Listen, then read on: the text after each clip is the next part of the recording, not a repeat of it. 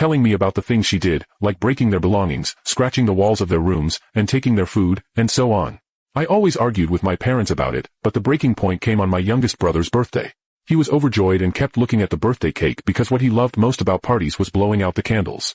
On the other hand, my sister was irritated that the day wasn't about her and constantly tried to grab everyone's attention, always unsuccessfully. Then, when it was time for my little brother to blow out the eagerly awaited candles, my sister just jumped in front of him, blew out the candles, and left laughing. My parents also laughed and tried to divert the guests' attention elsewhere while my brother cried, as many were upset by what had just happened. That's when I finally stood up and started shouting about how unfair everything was and that they should reprimand that spoiled girl once and for all. All this ended with me relighting the candles and my little brother blowing them out.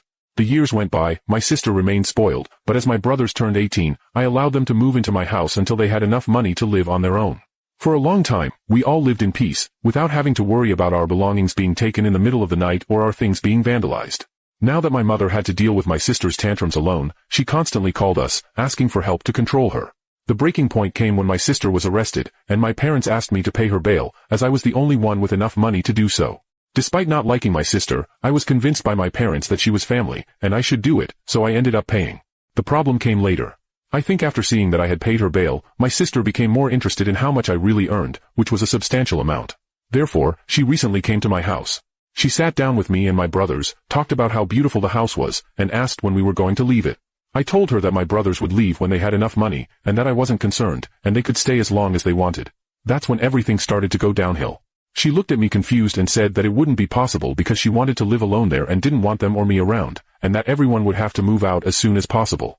I asked her why I would do that, and she said that she had just been released from jail and wanted to rebuild her life, but she needed a big house like mine for people to see that she had changed and to recover. Furthermore, she also wanted my savings because she needed to buy new fancy clothes and travel again to show people that she had recovered.